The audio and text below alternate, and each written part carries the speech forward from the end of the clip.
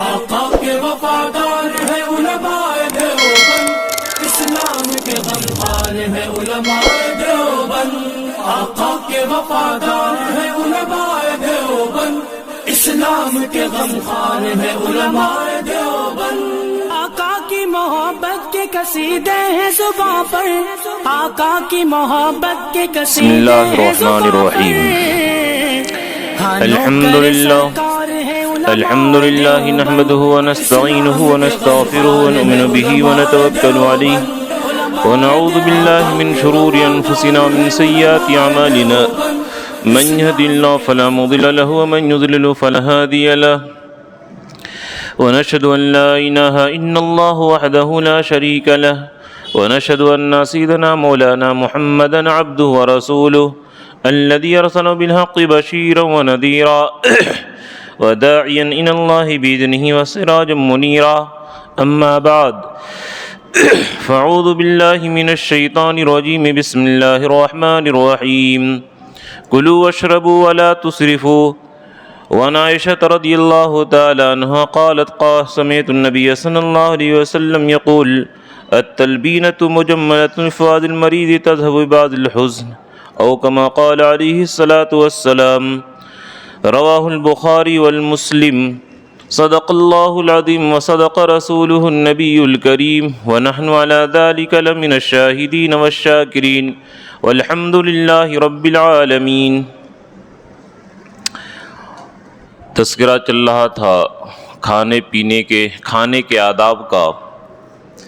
2 ہفتہ کھانے کے آداب کا تذکرہ ہوا۔ جب میں اس کے ذیل میں حدیث کا مطالعہ کیا تو بعض حدیثوں میں غذاؤں کے فوائد کہ اللہ کے نبی صلی اللہ علیہ وسلم کن غذاؤں کو پسند کرتے تھے اور کس چیز کے کھانے سے کیا علاج ہوتا ہے، تو میں نے سوچا کہ اسی ضمن میں جب یہ حدیث مطالعے میں آ گئی تو آپ لوگوں کے سامنے بھی وہ احادیث آنی چاہیے تاکہ آپ لوگوں کو بھی معلوم ہو جائے کہ کن غذاؤں کے اندر کیا فوائد ہیں۔ چنانچہ خطبے کے اندر جو میں نے روایت پڑھی بخاری اور مسلم دونوں کتاب کے اندر، یہ روایت موجود ہے کہ حضرت عائشہ رضی اللہ تعالیٰ عنہ فرماتی ہیں کہ اللہ کے رسول صلی اللہ علیہ وسلم فرماتے تھے التلبینۃ مجمۃ لفواد المریض، کہ تلبینہ جو ہے وہ ہارٹ کے پیشنٹ اور ہارٹ کے دل کے مریضوں کے لیے قوت دیتی ہے۔ اور اس تلبینہ کے کھانے سے دوسرا فائدہ یہ ہے کہ غم دور ہوتا ہے، غم، پریشانی، بوریت اور طرح طرح کے جو گھٹن ہوتا ہے وہ گھٹن دور ہو جاتا ہے۔ تلبینہ کس کو کہتے ہیں؟ دودھ، جو اور کھجور اور شہد ڈال کر کے تیار کیا جاتا ہے کہ دودھ میں جو ڈال دیا جائے، کھجور ڈال دیا جائے اور شہد ڈال دیا جائے، پھر اس کے بعد اس کو پکا کر کے ابال کر کے اور تیار کر لیا جائے، تو اللہ کے نبی فرمائے کہ خاص کر کے جن کے دلوں کے اندر بیماری ہے، جو ہارٹ کے مریض ہیں، ان لوگوں کے یہ شفا ہے۔ اور اسی طریقے سے جو بوریت میں مبتلا ہیں، جن کے دل کے اندر بوریت ہے اور ہمیشہ غمگین رہا کرتے ہیں، وہ لوگ بھی کھایا کریں، تو اس تلبینہ کے کھانے سے ہارٹ کے مریض کو بھی فائدہ ہوگا اور غمگین لوگوں کا بھی علاج ہوگا۔ اس لیے سنت سمجھ کر کے کہ اللہ کے نبی صلی اللہ علیہ وسلم اس کو پسند کرتے تھے، جو کمزور ہیں وہ ان کو استعمال کیا کریں۔ تلبینہ، اس کو تلبینہ کیوں کہتے ہیں؟ لبن سے ماخوذ ہے، بمعنی دودھ، اور دودھ چونکہ سفید ہوتا ہے اور یہ جو کو دودھ میں ڈال کر کے شہد ڈالتے ہیں، کھجور ڈالتے ہیں، ایک طرح کی اس میں سفیدی آ جاتی ہے، اس لیے اس کو تلبینہ کہا جاتا ہے۔ حریرہ جس کو ہم لوگ کہتے ہیں، تو اس کو کھانا چاہیے، اس کے اندر بڑی ہارٹ کے مریضوں کے لیے فائدہ مند ہے۔ اسی طریقے سے کدو، اللہ کے نبی صلی اللہ علیہ وسلم کو پسند ہے، اور ابھی انگریزوں نے اس پر ریسرچ کیا کہ واقعتاً کدو کے اندر جو بیماری سے فوائد حاصل ہوتے ہیں، بیماری بہت ساری دور ہوتی ہیں، اس لیے اللہ کے نبی کو چونکہ کدو بہت زیادہ پسند تھا، اس اتباع سنت میں آدمی کو کدو بھی کھانا چاہیے۔ چنانچہ بخاری اور مسلم دونوں کتابوں کے اندر یہ روایت موجود ہے کہ حضرت انس رضی اللہ تعالیٰ عنہ فرماتے ہیں کہ ایک درزی نے اللہ کے رسول صلی اللہ علیہ وسلم کو دعوت دی، تو جب کھانے کے لیے جانے لگے تو اجازت بھی لے لیے۔ یہ مسئلہ بھی معلوم ہونا چاہیے کہ اگر کوئی آدمی آپ کو دعوت دے کہ آپ کی دعوت ہے تو آپ کو اکیلے جانا ہے، انہی کے بیٹا بیٹی کو ساتھ لے لیے۔ اگر آپ کو بیٹا بیٹی یا خادم کو ساتھ میں لینا ہے تو جو آدمی دائی ہیں، جو میزبان ہیں، ان سے پہلے اجازت لے لیجئے کہ میں اکیلے نہیں آؤں گا، میں ساتھ میں لاؤں گا۔ جیسے کہ وہ حدیث جو مشہور ہے کہ اللہ کے رسول دعوت کھانے کے لیے گئے تو فرمائے کہ میں اکیلے نہیں جاؤں گا، میرے ساتھ عائشہ صدیقہ بھی ہوں گی۔ چنانچہ اس حدیث سے یہ بھی مسئلہ پتہ چلا کہ اگر کوئی آپ کو دعوت کرے اکیلے اور آپ شرط لگائیں گے کہ میں اکیلے نہیں جاؤں گا، میرے ساتھ میرے بچے یا میرے خادم، میرے دوست بھی رہیں گے، تو یہ شرط بھی لگانا جائز ہے۔ اللہ کے رسول کے عمل سے یہ بات معلوم ہوتی ہے۔ تو بہرحال اللہ کے رسول صلی اللہ علیہ وسلم فرمائے کہ ایک درزی نے دعوت دی۔ انس رضی اللہ تعالیٰ عنہ چونکہ خادم تھے 10 سال کی عمر سے، تو یہ دعوت دیے، دعوت کو قبول کیے۔ اس سے یہ بھی مسئلہ معلوم ہو گیا کہ درزی کا پیشہ، بعض لوگ جہالت میں، ناواقفیت میں بولتے ہیں کہ درزی کا کام کرنا ناجائز ہے، اس میں کپڑے کاٹتے ہیں، یہ کرتے ہیں۔ اس سے یہ پتہ چلا کہ درزی کا پیشہ اختیار کرنا اور درزی کا کام کرنا، درزی کی کمائی بالکل حلال ہے، ورنہ اللہ کے رسول دعوت قبول نہیں کرتے۔ اس حدیث سے بھی معلوم ہو گیا۔ تو بہرحال اللہ کے رسول صلی اللہ علیہ وسلم کو درزی نے دعوت کی، اور ساتھ میں حضرت انس رضی اللہ تعالیٰ عنہ بھی تھے، اور اس نے یہ سوکھا ہوا گوشت جس میں کدو ڈالا ہوا تھا اور روٹی پیش کیا۔ اللہ کے رسول صلی اللہ علیہ وسلم روٹی اور گوشت بھی کھاتے تھے، اور ساتھ میں کدو کو چن چن کر کے کھاتے تھے۔ اس حدیث کے راوی جو حضرت انس رضی اللہ تعالیٰ عنہ فرماتے ہیں کہ جس دن سے میں نے دیکھا کہ اللہ کے نبی کدو کو چن چن کر کے کھاتے ہیں، میں بھی اسی دن سے کدو بہت پسند کرنے لگا، اور اس دن سے کدو بہت زیادہ کھانے لگا۔ یہ عشق کی بات ہے۔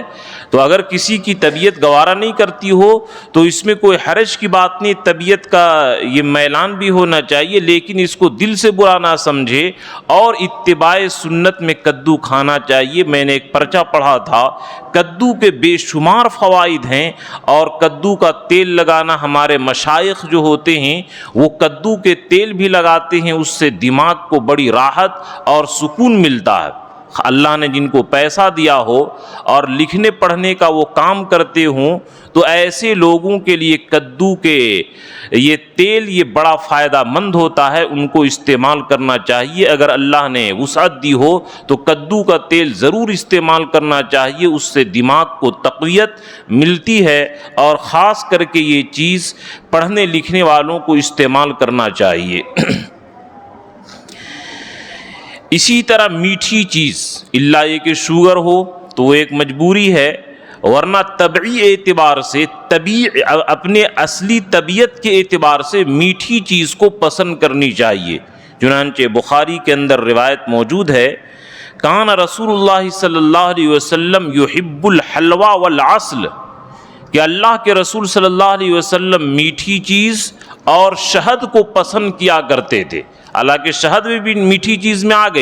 آ گیا، لیکن اس کو تخصیص کے طور پر خصوصیت کے ساتھ بیان کیے۔ اس لیے اگر کسی آدمی کو طبیعت نہ چلتی ہو، یہ ہرگز نہ کہے کہ مجھے میٹھی چیز سے نفرت ہے، نہیں، ایسا جملہ استعمال نہیں کرنا چاہیے۔ جب اللہ کے رسول یحب الحلوہ کہ میٹھی چیز پسند کرتے تھے، تو اتباع سنت میں ہمیں میٹھی چیز بھی پسند کرنی چاہیے۔ ذہن میں ایک بات آ گئی کہ اکثر لوگ یہ کہتے ہیں کہ کھانے کے آخر میں میٹھا کھانا سنت ہے، یہ بات صحیح نہیں ہے۔ چنانچہ فتاوی شامی کے اندر میں نے ان آنکھوں سے اس کتاب کو مطالعہ کیا اور اپنی آنکھوں سے اس کے اندر یہ پڑھا کہ یہ ابتدا بالملح اور اختتام بالملح، یعنی اسٹارٹ بھی جو ہو وہ نمکین کے ذریعے ہو اور اختتام اور اینڈ بھی جو ہو وہ نمکین کے ذریعے ہو، یہ سنت ہے۔ میٹھا کھانا ہو تو بیچ میں کھائیں، یہ جملہ استعمال کرنا کہ کھانے کے آخر میں میٹھا کھانا سنت ہے، یہ علامہ شامی رحمۃ اللہ علیہ کی تحقیق کے مطابق صحیح نہیں ہے۔ ابتدا اور انتہا، اسٹارٹ اور اینڈ جو دونوں کا ہے نمکین کے اوپر ہونا چاہیے، اور اس کے ذیل میں چاہے وہ حدیث جس درجے کے ہو وہ نقل کریے ایک حدیث کہ جو آدمی اس سنت پر عمل کرتا ہے کہ ابتدا اور انتہا دونوں نمکین چیز پر ہو، اللہ تعالیٰ اس کو 70 بیماریوں سے نجات دیتے ہیں۔ چنانچہ ایک ڈاکٹر غیر مسلم نے اس پر ریسرچ کیا کہ جو آدمی اس سنت کا اہتمام کرتا ہو تو انشاءاللہ اس کو شوگر نہیں ہوگا۔ اس لیے میٹھی چیز جو ہے وہ اپنا شوگر کو اور اپنی بیماری کو دیکھتے ہوئے آدمی کو استعمال کرنا چاہیے۔ اللہ کے رسول صلی اللہ علیہ وسلم کو یہ پسند تھا۔ شہد کے بارے میں جو یہ حدیث آئی، شہد بھی بڑا فائدہ مند چیز ہے، چنانچہ قرآن میں بھی ہے فیہ شفاء للناس، کہ شہد کے اندر لوگوں کے لیے شفا ہے۔ شہد میں اللہ تعالیٰ نے بیماری سے شفا رکھی ہے۔ چنانچہ یہ حدیث موجود ہے ابن ماجہ کے اندر کہ اللہ کے رسول صلی اللہ علیہ وسلم فرمائے من لعق العسل 3 غدوات فی کل شہر لم یصبہ عظیم من البلاء، یعنی یہ حدیث غور سے سنیے، شہد کے فائدہ کہ اللہ کے نبی یہ فرمائے کہ جو آدمی ہر مہینے کم سے کم 3 دن خالی پیٹ میں نہار منہ ہر مہینے کم سے کم 3 دن شہد چاٹ لے، لم یصبہ عظیم من البلاء، اس کو کوئی بڑی بیماری لاحق نہیں ہوگی، اس کو کوئی بڑی پریشانی لاحق نہیں ہوگی۔ اس لیے اللہ نے جن کو پیسہ دیا ہو اور وہ وسعت رکھتے ہوں تو ان کو خالی پیٹ شہد چاٹنا چاہیے، جیسا کہ معمول ہے کہ منگریلا جس کو کلونجی کہا جاتا ہے، کلونجی کو یہ اس کے اندر ہر بیماری سے شفا ہے سوائے موت کے، وہ کھا کر کے شہد چاٹ لے تو یہ بڑی بڑی بیماریوں سے علاج ہے۔ میں نے چونکہ بیماری بہت زیادہ بڑھ گئی اور یہ چیزیں ہیں تو میں نے سوچا کھانے کے ضمن میں یہ حدیث امت کے سامنے آنی چاہیے تاکہ ہم لوگوں کو فائدہ ہو۔ تو ہر مہینے میں کم سے کم، اگر روزانہ نہ ہو سکے تو مہینے میں کم سے کم 3 دن اگر شہد کو چاٹ لے تو بڑی بڑی بلاؤں سے اور بڑی بڑی بیماریوں سے اللہ تعالیٰ اس کو محفوظ رکھیں گے۔ اور ایک روایت کے اندر ہے بالشفاعین العسل والقرآن، کہ 2 چیزوں کو لازم پکڑو، ایک تو شہد کو اور دوسرا قرآن کو۔ اس حدیث کے ذیل میں یہ بات سمجھ میں آتی ہے کہ جس طریقے سے دوائیوں کے کھانے سے اللہ تعالیٰ شفا عطا فرماتے ہیں، اسی طرح روزانہ قرآن کی تلاوت کرنے سے اللہ تعالیٰ باطنی بیماری سے تو نجات دیتے ہی ہیں لیکن ظاہری بیماری سے بھی اللہ تعالیٰ نجات دیتے ہیں۔ اس لیے آدمی کو قرآن کی تلاوت چاہے ایک ہی رکوع کیوں نہ ہو دیکھ کر کے ضرور کرنا چاہیے کہ اس کے ذریعے بیماری سے شفا ملتی ہے۔ سرکہ کے بارے میں بھی بڑی فضیلت آئی ہے، چنانچہ حضرت جابر رضی اللہ تعالیٰ عنہ سے مروی ہے، یہ مسلم شریف کے اندر یہ روایت موجود ہے کہ اللہ کے رسول صلی اللہ علیہ وسلم ایک مرتبہ گھر والوں کے پاس آئے اور گھر والوں کے پاس آنے کے بعد پوچھے کہ گھر میں کوئی سالن ہے؟ تو اللہ کے رسول صلی اللہ علیہ وسلم کے گھر والوں نے جواب دیا کہ اللہ کے رسول سرکہ کے علاوہ کچھ نہیں ہے، سرکہ کے علاوہ کچھ بھی نہیں ہے۔ تو اللہ کے رسول صلی اللہ علیہ وسلم بالکل کھل گئے. نعم الادام الخل، کہ بہترین سالن تو سرکہ ہوتا ہے. یعنی اگرچہ اللہ کے رسول کی سادگی تھی کہ ہم لوگ بغیر سالن کے اور بغیر بہترین سالن کے روٹی کھانا مشکل ہو جاتا ہے، لیکن اللہ کے رسول صلی اللہ علیہ وسلم فرمائے کہ سرکہ تو بہترین سالن ہے. اور ایک روایت کے اندر فرمائے ما افقر بیت من عدم فیہ خل، کہ وہ گھر جس گھر کے اندر سرکہ موجود ہو، وہ گھر سالن سے خالی نہیں ہوتا ہے، وہ گھر غریب والا نہیں ہوتا ہے. یعنی سرکہ کھانے کا اہتمام کرنا چاہیے. اس سے شوگر وغیرہ کے بھی بڑی فوائد ہیں. بدن کے اندر جو چربی ہوتی ہے اس کو پگھلانے کے اندر یہ بڑا کام دیتا ہے. اس لیے سرکہ کا بھی اہتمام کرنا چاہیے. چاہے جس چیز کا سرکہ ہو، وہ اس کا اہتمام کرنے سے اس کے اندر بیماریوں سے شفا ہے. یعنی اللہ کے رسول کی سادگی کا بھی اندازہ ہوتا ہے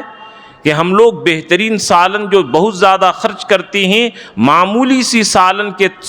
کے طور پر استعمال کرنا، یہ اللہ کے رسول صلی اللہ علیہ وسلم کو پسند ہے. چنانچہ حضرت شیخ الہند رحمۃ اللہ علیہ کا واقعہ مشہور ہے کہ اگرچہ ان کو ایک مرتبہ خارش اور کھجلی کی بیماری ہو گئی، لیکن اتباع سنت اور اللہ کے رسول کا عشق اتنا زیادہ ان کے اندر تھا کہ ڈاکٹروں کے منع کرنے کے باوجود فرمائے کہ نہیں، اللہ کے رسول میرے محبوب جس چیز کو پسند کرتے ہوں اس کے بغیر میں رہ نہیں سکتا. اس حدیث کے یہ بنا پر حضرت شیخ الہند رحمۃ اللہ علیہ بہت کثرت سے سرکہ کا استعمال کرتے تھے. تو ہر گھر میں اس حدیث کی وجہ سے کہ اللہ کے رسول فرمائے کہ وہ گھر غریب نہیں ہے سالن سے، جس گھر کے اندر سرکہ موجود ہو سرکہ رکھنا چاہیے، اور کبھی کبھی اتباع سنت کی نیت سے اس کو استعمال بھی کرنا چاہیے. اللہ نے جن کو پیسہ دیا ہے ان کو غذا معتدل کھانا چاہیے. اس سے صحت اچھی رہتی ہے، اور یہ صحت بدن یہ اللہ تبارک تعالیٰ کی بڑی نعمت ہے. اسی لیے حدیث میں جو کہا گیا المؤمن القوی خیر من المؤمن الضعیف، کہ طاقتور مسلمان کمزور مسلمان سے بہتر ہوتا ہے. اور صحت یہ اللہ تبارک تعالیٰ کی بڑی نعمت ہے. چنانچہ اللہ کے رسول کی دعاؤں میں دیکھیے گا مسنون دعاؤں کے اندر کہ من ان ارد الی ارذل العمر، کہ بری عمر کے سے پناہ مانگے اور ظاہری اور باطنی بیماری سے اللہ کے رسول کا پناہ مانگے ہیں. تو یہ صحت جو ہے یہ بڑی نعمت ہے، اس کی قدر کرنی چاہیے. معتدل غذا کے بہت زیادہ گرم بھی نہ ہو، بہت زیادہ ٹھنڈا بھی نہ ہو، اعتدال کے ساتھ میڈیم ہو کہ ٹھنڈا اور گرم ملا کر کے کھائے تو اس سے صحت اچھی رہتی ہے. چنانچہ عبداللہ ابن جعفر رضی اللہ تعالیٰ عنہ سے مروی ہے رأیت رسول اللہ صلی اللہ علیہ وسلم یاکل الرطب بالقصا، کہ اللہ کے رسول صلی اللہ علیہ وسلم ککڑی جو ہے وہ کھجور کے ساتھ ملا کر کے کھاتے تھے، تاکہ ککڑی جو ہے وہ کھجور کے گرمی کو دور کر دے، اور کھجور جو ہے وہ ککڑی کے سردی کو اور ٹھنڈک کو دور کر دے، اور غذا معتدل اور درمیانہ ہو جائے. اس حدیث سے یہ بھی پتہ چلتا ہے کہ جس کو اللہ نے دولت دی ہو اور دینی مصلحت کے چلتے کہ میری صحت اچھی رہے تاکہ میں زیادہ پڑھوں، زیادہ لکھوں، امت کو زیادہ فائدہ پہنچاؤں اور عبادت زیادہ کروں، امت کا کام زیادہ کروں، امت کو جسمانی اعتبار سے روحانی اعتبار سے فائدہ پہنچاؤں، اس نیت سے اگر کوئی بہترین غذا کھاتا ہے تو اللہ تبارک تعالیٰ اس کو ثواب دیں گے. چنانچہ حکیم اختر صاحب رحمۃ اللہ علیہ جو بڑے عارف باللہ تھے، ان کے بارے میں مشہور ہے کہ حضرت ہردوئی رحمۃ اللہ علیہ، حضرت مولانا ابرار الحق صاحب ہردوئی رحمۃ اللہ علیہ، جو وقت کے بہت بڑے ولی تھے اور جن کا لقب محی السنہ، سنت کو زندہ کرنے والا جن کو لقب ملا، حضرت کو بڑی بڑی غذائیں یا اسی طریقے سے حضرت یہ بڑی بڑی بہترین دوا بنا کر کے ان کو کھلاتے تھے، یا اسی طریقے سے یہ شاہ عبد الغنی رحمۃ اللہ علیہ، حضرت مولانا عبد الغنی صاحب پھول پوری رحمۃ اللہ علیہ جو رانچی میں آتے ہیں، جن کے پوتے تھے مفتی عبداللہ صاحب رحمۃ اللہ علیہ جو انتقال کر گئے، جو مدینہ مسجد میں پروگرام کیے تھے، ان کے دادا کو، چونکہ ان کے وہ مرید تھے، حکیم اختر رحمۃ اللہ علیہ بہترین معجون طاقتور ان کو کھلایا کرتے تھے، تاکہ مولانا عبد الغنی صاحب رحمۃ اللہ علیہ کو طاقت ہو اور ان کے ذریعے امت کو اور مریدوں کو فائدہ پہنچے۔ اگر کوئی آدمی اس نیت سے کسی عالم دین کو یہ ہدیہ کرتا ہے تاکہ یہ امت کو فائدہ پہنچائے بہترین غذا کھا کر کے اور طاقت ہو، اس نیت سے اگر وہ کرتا ہے تو انشاءاللہ دینے والے کو بھی ثواب ملتا ہے اور اس نیت سے کھاتا ہے تو ثواب ملتا ہے۔ یہ نیت کے اوپر دار و مدار ہے، انما الاعمال بالنیات، جس نیت سے وہ استعمال کرے گا اللہ تبارک تعالیٰ اس کے اندر ثواب ویسے ہی عنایت فرمائیں گے۔ تو بہرحال اس حدیث سے یہ پتہ چلا کہ دینی مصلحت کے خاطر، لذت کے طور پر نہیں کہ صرف کیا ہے لذت اور نفس پرستی میں کھائے اس نیت سے نہیں، ارے آدمی قربانی کرتا ہے، گوشت تو اس کو مفت میں ملتا ہے، لیکن نیت کرنی چاہیے اللہ کی رضا کا، ثواب کا، اس کو لذت تو مفت میں ملے گی ہی، لیکن نفس پرستی کی اور زبان کی چٹورے پن کی نیت کیوں کرتا ہے؟ یہ تو بالکل گھٹیے پن کی بات ہے۔ آدمی کو گوٹھلی اور چھلکا تو مفت میں ملتا ہے، اصل نیت کرنی چاہیے گودے کی، تو اصل نیت کرے کہ اللہ کا حکم سمجھ کر کے کہ میرے بدن کے اندر طاقت ہو تاکہ اس کے ذریعے اللہ کی عبادت کر سکوں، اس کے ذریعے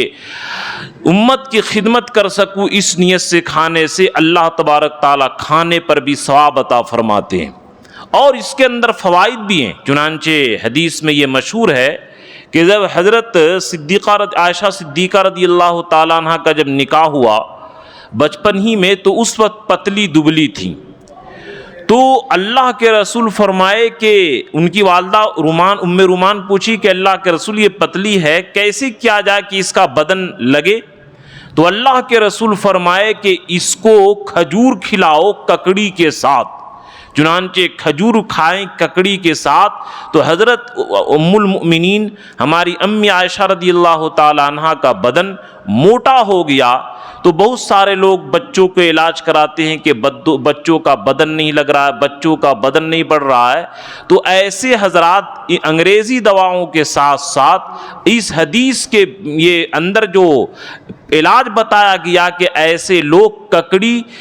اور کھجور کو ملا کر کے بچوں کو کھلائیں تو اس سے انشاءاللہ ان بچوں کا بدن یہ موٹا اور فربا ہو جائے گا، جیسا کہ حضرت عائشہ رضی اللہ تعالی عنہ کا بدن فربا اور موٹا ہو گیا تھا۔ بطور سالن کے کھجور کا استعمال، کہ اللہ کے رسول صلی اللہ علیہ وسلم بعض مرتبہ ایسا ہوا کہ سالن کچھ نہیں ہے تو سالن کے ساتھ، سالن کی جگہ پر روٹی کے ساتھ کھجور کو استعمال کر لیے۔ کھجور کے اندر بڑی فوائد ہیں، چنانچہ مسلم شریف کے اندر یہ روایت موجود ہے، لا تجوع اہل بیت عندہم التمر، کہ جس گھر کے اندر کھجور موجود ہو وہ گھر والے بھوکے نہیں رہ سکتے ہیں۔ اللہ نے جن کو پیسہ دیا ہے وہ لوگ اپنے گھر کے اندر کھجور ضرور رکھا کریں اور کھجور کا استعمال ضرور کیا کریں۔ اور ایک میں اہم حدیث آپ کے سامنے بیان کر رہا ہوں، بخاری اور مسلم دونوں کتابوں کے اندر یہ روایت موجود ہے، من تصبح 7 تمرات عجوۃ لم یضرہ ذلک اليوم سم ولا سحر او کما قال علیہ الصلاۃ والسلام، رواہ البخاری والمسلم، کہ اللہ کے نبی یہ فرمائے کہ جو آدمی خالی پیٹ میں نہار منہ روزانہ 7 عدد اجوا کھجور کھاتا ہے، 5 اور 2 7، کہ 7 عدد جو کھجور استعمال کرتا ہے خالی پیٹ میں، بشرطے کہ وہ اجوا کھجور ہونا چاہیے، تو نہ اس کے اوپر سحر اور جادو اثر کرے گا اور نہ اس کو کوئی زہر اثر کرے گا۔ اللہ نے جن کو پیسہ دیا ہو، جن کو صلاحیت ہو، وہ اجوا کھجور کی انگلش دواؤں میں جو پیسہ استعمال کرتے ہیں وہ تو کرے ہی، لیکن یہ حدیث سمجھ کر کے اللہ کے نبی جو فرمائے کہ اجوا کھجور کے اندر تمام بیماریوں کی شفا ہے، جو بشرطے کے خالی پیٹ ہونا چاہیے، 7 پیس ہونا چاہیے اور اجوا ہونا چاہیے کہ جو اس کا اہتمام کرتا ہے انشاءاللہ اس کو بڑی بڑی بیماریوں سے شفا حاصل ہوگی۔ اور ایک حدیث اور بیان کر دیتا ہوں اسی ضمن میں، کہ ایک صحابی رسول بیمار پڑ گئے، اللہ کے رسول صلی اللہ علیہ وسلم عیادت کے لیے، مزاج پرسی کے لیے تشریف لائے۔ اللہ کے رسول دیکھے کہ ارے انکا رجل فواد، کہ تجھے تو دل کی بیماری ہو گئی ہے، تم ہارٹ کے بیماری کے اندر مبتلا ہو گئے ہو۔ تو اللہ کے رسول ایک غیر مسلم طبیب کا نام بتائے۔ اس حدیث سے یہ پتہ چلا کہ غیر مسلم ڈاکٹر سے علاج کرانا جائز ہے، لیکن بہتر یہ ہو کہ اگر مسلم ماہر ہو، تجربہ کار، یہ پرہیزگار ہو، تو اس سے اولاً علاج کرانا چاہیے، اس میں زیادہ فوائد ہیں۔ لیکن اگر اس مرض کا علاج کرنے والا مسلم میں ڈاکٹر نہ ہو تو غیر مسلم سے بھی علاج کرانا جائز ہے، اس کے اندر کوئی حرج کی بات نہیں۔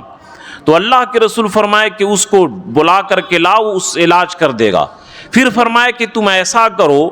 7 عدد اجوا کھجور لے کر کے گٹھلی سمیت اس کو کوٹ دو، اور کوٹ کر کے تم اس کو استعمال کرو تو انشاءاللہ اس سے ہارٹ کی بیماری میں شفا حاصل ہو جائے گی۔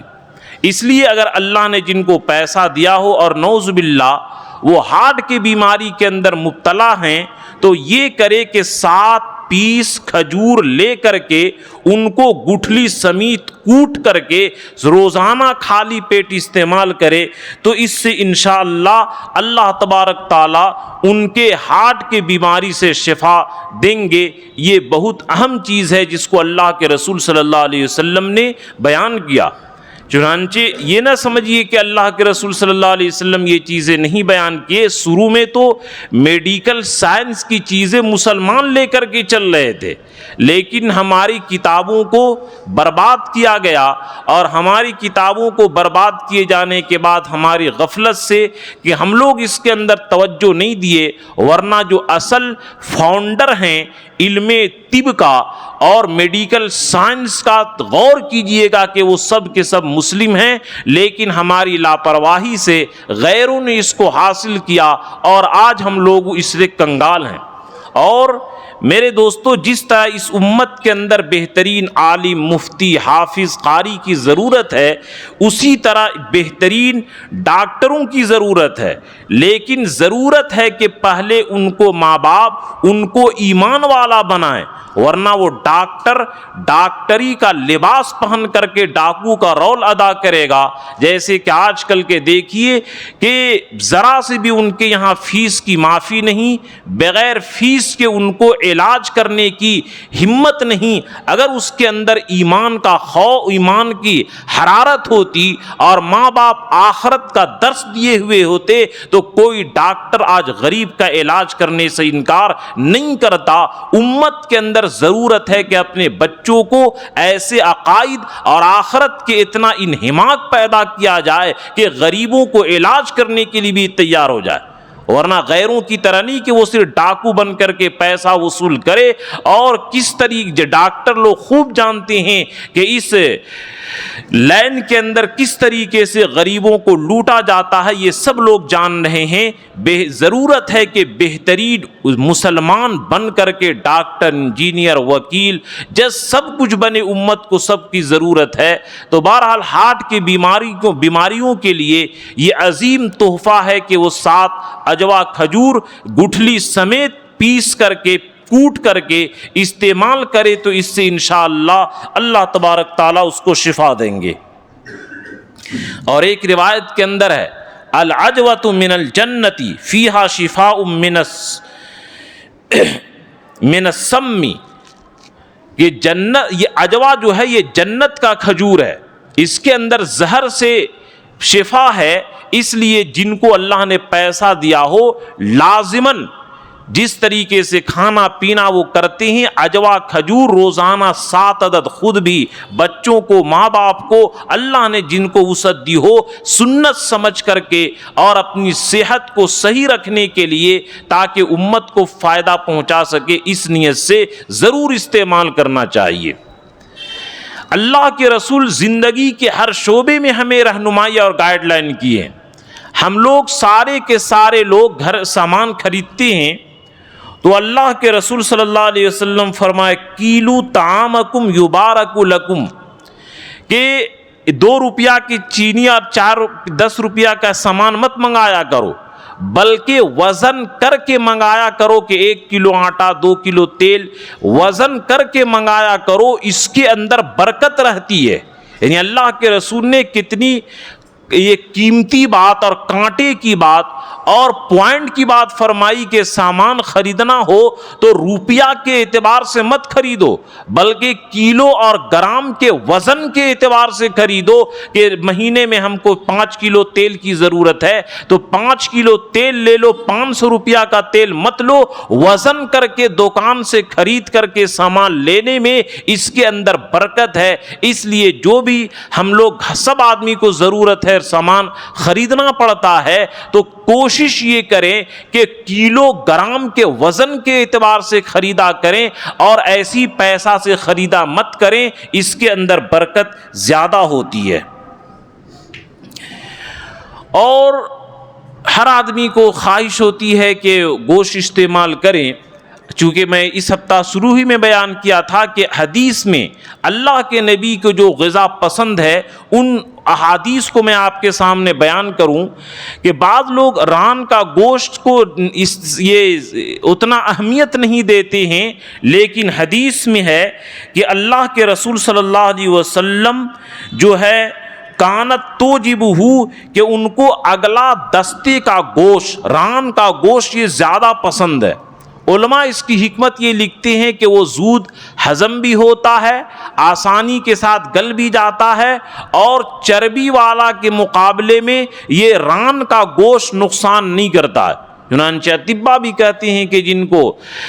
گوشت کا استعمال منع ہو وہ بغیر چربی کے معمولی استعمال کریں تو انشاءاللہ اس سے فائدہ رہے گا، اتنا نقصان نہیں ہوگا۔ اس لیے اللہ کے رسول کی اتباع میں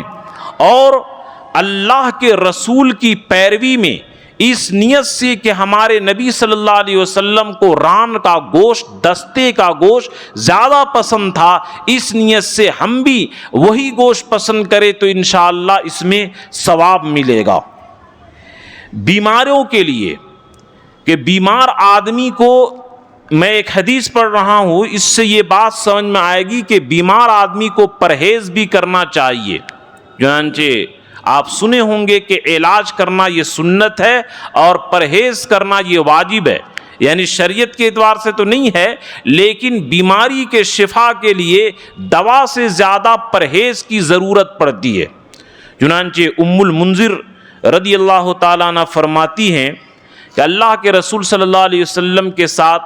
حضرت علی بھی تشریف لائے، اور حضرت علی اور اللہ کے رسول کے سامنے ام المنذر فرماتی ہیں کہ میں نے کھجور پیش کر دیا تو حضرت علی بھی کھجور کھانے لگے، تو اللہ کے رسول فرمائے مہ یا علی، اے علی تم رک جاؤ، کھجور مت کھاؤ، فإنک ناقۃ، اس لیے کہ تجھے ابھی کمزوری ہے۔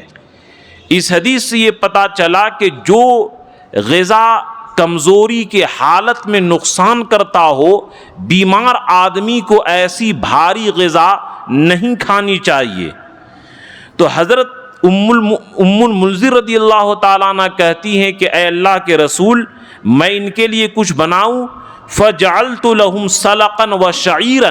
میں نے ان کے لیے چقندر، جس کو ہم لوگ بیٹ کہتے ہیں، جو سلاد میں ڈالتے ہیں وہ، اور جو یہ تیار کی۔ تو اللہ کے رسول فرمائے ھذا فإنہ اوفق لک، کہ اے علی یہ چقندر اور اسی طریقے سے جو کھا لو، جیسا کہ میں نے شروع میں حدیث پڑھا کہ اللہ کے رسول فرمائے مجمۃ للفواد، کہ یہ تلبینہ جو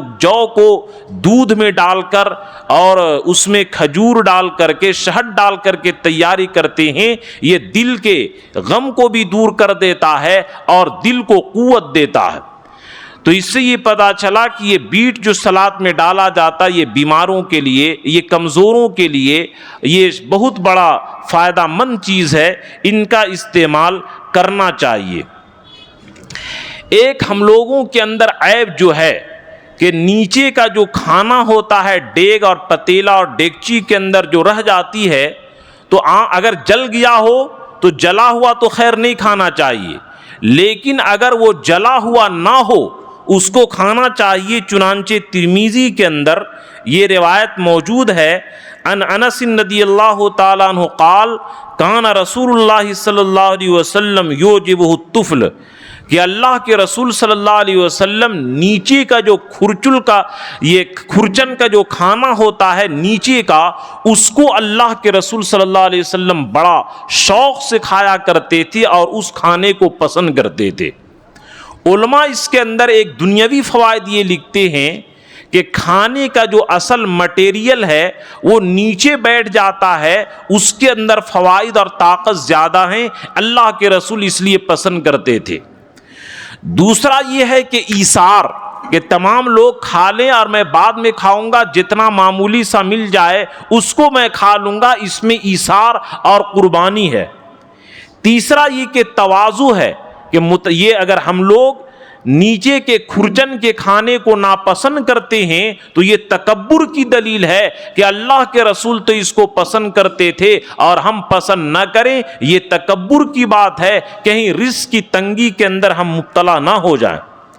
اسی طریقے سے یہ صبر ہے کہ اللہ کے رسول صلی اللہ علیہ وسلم تمام لوگوں کو کھانا کھلا کر کے نیچے کا کھانا کھایا کرتے تھے۔ تو بہرحال اپنی گھر کے مستورات کو آپ تاکید کریں کہ اگر نیچے کا کھرچن کا کھانا جلا ہوا نہ ہو، استعمال کے لائق ہو، اگر وہ نہ کھاتے ہیں تو آپ شروع کر دیں، آپ کا دیکھا دیکھی گھر کے مستورات بھی شروع کر دیں گے۔ چنانچہ